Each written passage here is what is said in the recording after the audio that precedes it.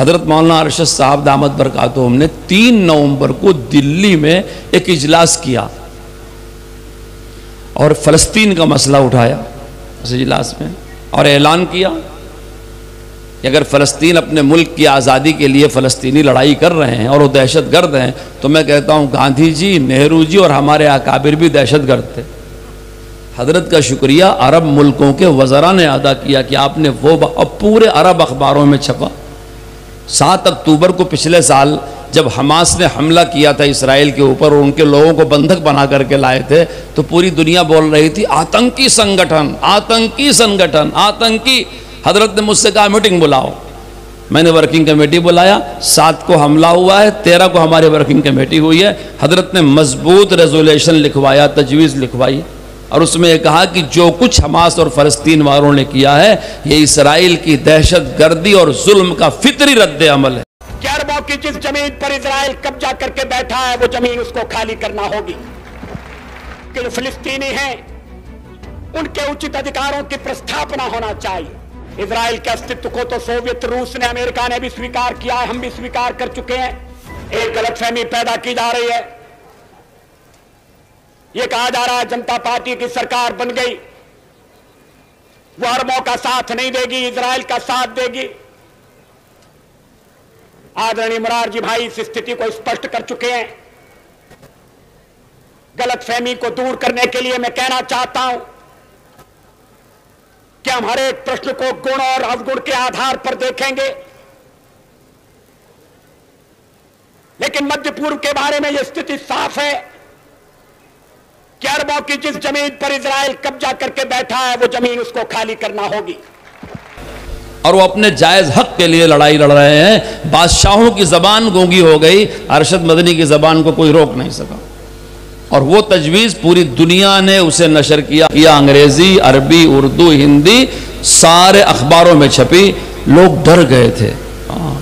الحمدللہ ہماری جماعت کو نزلہ زکام بھی نہیں ہوا، کیونکہ ہم تو ہر دم تیار رہے۔ بھائی ہماری جماعت وہ جماعت ہے کہ اس جماعت کے بانی شیخ الہند نے مالٹا میں جیل کاٹی ہے۔ مالٹا میں ہندوستان کے جتنے فریڈم فائٹرز ہیں کوئی بتائے تو جو ملک کے باہر جیل میں گیا ہو، ہم تو اس کی اولاد ہے جس نے مالٹا میں آزادی کے لیے جیل کاٹی۔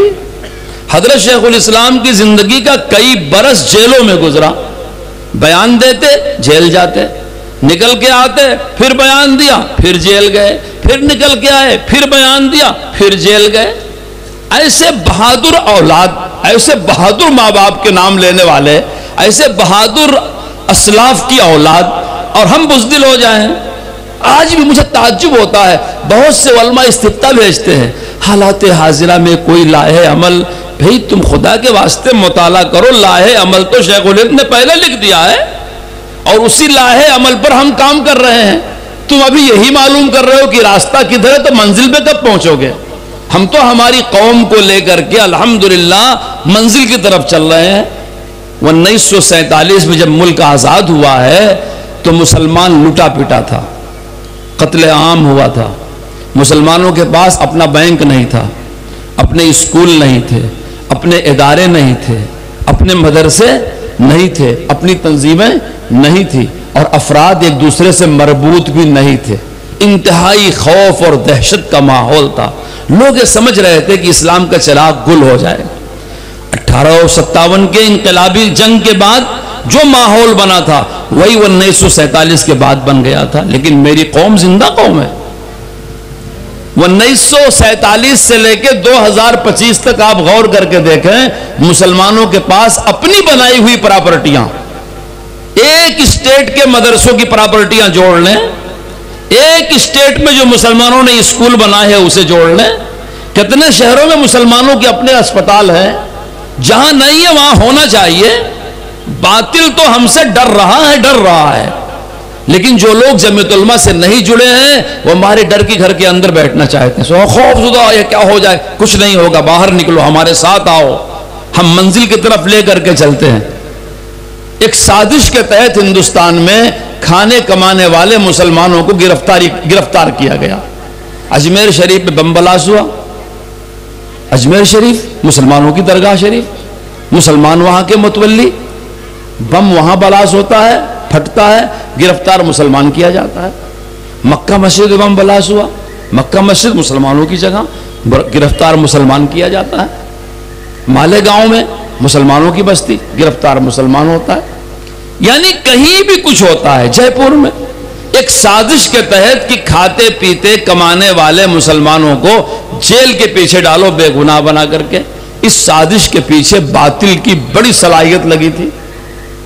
حضرت مولانا ارشد صاحب دامت برکاتہم کو اللہ جزائے خیر دے، انہوں نے اخبار میں اپنے پیسوں سے ایڈ دیا پورے ملک میں کہ اس طرح کے جتنے معاملات ہیں مجھے دیے جائیں، میں مقدمہ لڑوں گا۔ اس وقت حضرت 850 مقدمات لڑ رہے ہیں جی، 850۔ اور جو لوگ یہ ڈرامہ کر رہے تھے، آپ تو ان کا نام نہیں لیں گے، کرنل پروہت کا، سادھوی پرگیا سنگھ کا، آج وہ روتی دھوتی مہاراشٹر کی ہائی کورٹ میں آتی ہے، اس کی حاضری معاف نہیں ہو پا رہی ہے۔ یہ جمعیت علماء کرواتی ہے، آنا پڑے گا، کھڑا ہونا پڑے گا۔ کیوں؟ ان کے بیانات ہیں، ان کو اعتراف ہے کہ یہ سب ہم نے کروایا تھا۔ کسی کو 10 سال کے بعد، 11 سال کے بعد، 20 سال کے بعد جمعیت علماء رہا کرواتی ہے۔ شرط ہے بے گناہ ہونا چاہیے۔ اگر کوئی آدمی غلط سرگرمی میں مبتلا ہے، ہم اس کا کیس نہیں لیتے۔ دیش کے خلاف کسی سازش کا حصہ مسلمان کو نہیں بننا چاہیے۔ کوئی بنتا ہے وہ ہمارا نہیں ہے، ہم اس کے سر پہ ہاتھ نہیں رکھتے۔ لیکن کوئی بے گناہ گرفتار ہوا تو ہم مائی باپ کی طرح اس کا کیس لڑتے ہیں۔ گجرات کے ایک مفتی عبد القیوم صاحب تھے، پوری سازش کر کے اکشردھام مندر پر حملے میں ان کو ناجائز پھنسایا گیا۔ 11 سال جیل میں تھے وہ۔ چھوٹی کورٹ نے فیصلہ کر دیا پھانسی کا، اوپر کی کورٹ نے پھانسی کا، ہائی کورٹ نے پھانسی کا فیصلہ کر دیا۔ اپیل کے لیے چند دن باقی تھا، حضرت کے پاس معاملہ آیا، حضرت نے سپریم کورٹ میں دائر کرا دیا۔ سپریم کورٹ نے ان کو باعزت بری کیا، باعزت بری کیا۔ جو الزام لگا تھا، آپ سنیں گے تو ہنسیں گے، ایک خط ملا تھا مفتی صاحب کے سازش میں مبتلا ہونے کی دلیل میں، ایک لیٹر بھی تھا کہ انہوں نے خط لکھ کر کے دہشت گردوں کو بلا کے اکشردھام پہ حملہ کروایا تھا۔ جج صاحب نے پوچھا کہ گولیاں چلی؟ جی صاحب چلی۔ خون بہا؟ جی صاحب بہا۔ فائر انجن نے آگ بجھائی؟ آگ لگی؟ صاحب ہوا۔ کیچڑ ہو گیا؟ صاحب ہوا۔ لاشیں اٹھائی گئی؟ صاحب ہوا۔ جج صاحب نے کہا جب گولیاں چلائی گئی تو یہ خط کیسے سلامت رہ گیا؟ اس پہ نہ کوئی گرد لگا ہے، نہ کوئی غبار لگا ہے، نہ کوئی قطرہ خون کا، نہ کوئی کیچڑ۔ جہاں خاک و خون کی ہولی کھیلی جا رہی ہو، وہاں خط اتنا صاف ستھرا نکل آیا۔ بڑے کمال کے لوگ ہیں بھائی خط لانے والے۔ اب جھوٹے گواہ تھے۔ کہا یہ مفتی صاحب کو لکھتے ہوئے ہم نے دیکھا تھا۔ تو ان سے پوچھا مفتی صاحب کیسے لکھ رہے تھے؟ تو کہا سیدھے ہاتھ سے لکھ رہے تھے۔ مفتی عبد القیوم الٹے ہاتھ سے لکھتے ہیں۔ آج بھی وہ ہماری جمعیت علماء گجرات کے جنرل سیکریٹری ہے، وہ سیدھے ہاتھ سے لکھنا نہیں جانتے، الٹے ہاتھ سے لکھتے ہیں۔ ایسے ہی بوکس دلائل کی وجہ سے 3 کورٹوں نے پھانسی کا فیصلہ کر دیا، سپریم کورٹ نے بے گناہ قرار دیا۔ کس نے بری کروایا؟ مولانا سید ارشد مدنی نے۔ ابھی ہلدوانی کے فساد میں 100 سے زیادہ لوگوں کو اندر کیا گیا تھا، حضرت نے 50 سے زیادہ لوگوں کو چند دن پہلے بری کرا دیا۔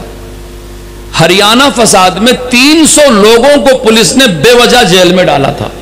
میں جو بار بار کہتا ہوں کہ مجھے فخر ہے کہ میری قوم زندہ اور بہادر ہے، وہ اسی لیے ہریانہ میں فساد ہوا، 300 نوجوانوں کو جیل میں ٹھوس دیا گیا، 200 سے زیادہ دکانوں کو جلا دیا گیا۔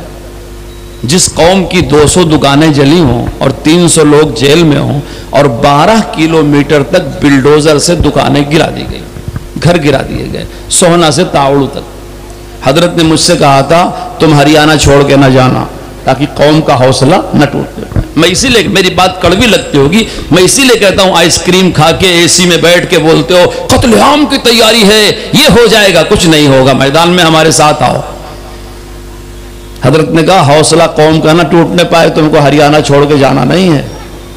ہم اس قوم کے پاس گئے، جس قوم کے 300 جیل میں ہوں، 200 دکانیں جلی ہوں، حضرت نے 200 دکان والوں کو 20,000 روپے کے حساب سے دیا. غریب لوگ تھے، پنچر کی دکان تھی، کیلے کا ٹھیلا تھا، چائے کی شاپ تھی، چند ہزار میں 20,000 پر ہیڈ دیا. 60 لاکھ سے زیادہ تقسیم کیا، اس میں غیر مسلم بھی تھے. اور ان 300 نوجوانوں کو باعزت حضرت نے بری کروایا. کون ہے؟ جمعیت علماء کے سوا کسی کے پاس 2-4 جلسوں کے علاوہ کوئی سرمایہ نہیں ملے. جلسے کیے جاتے ہیں جماعت کا نام زندہ رکھنے کے لیے، اور حضرت مولانا ارشد صاحب لگاتار کام کرتے ہیں، جلسوں پر دھیان نہیں دیتے. وہ قوم سے کہتے ہیں کہ کام کرو، کام کرو. اپنے ورکروں سے کہتے ہیں کام کرو، دلوں کو راحت پہنچاؤ. جہاں کہیں بھی ہمارا آدمی بیٹھا ہوا ہے، پیار و محبت کی بات کرے. اس لیے میرے عزیز دوستو، جمعیت علماء علماء کی جماعت ہے جو شریعت کو سمجھتے ہیں، شریعت کے ماہر ہیں. شریعت کی روشنی میں ان حالات میں اس ملک میں آپ کو کیسے رہنا ہے وہ بتاتے ہیں. اگر آپ ان کی فرما برداری کرتے ہیں، آپ بھی جمعیت علماء کے ممبر ہیں. اور جمعیت علماء کی اس نظریے پر یہ 70 سال گزرے ہیں، جس کا ایک ایک دن اور اس کی ایک ایک دن کی خدمت سنہرے حروف سے لکھی جائے گی.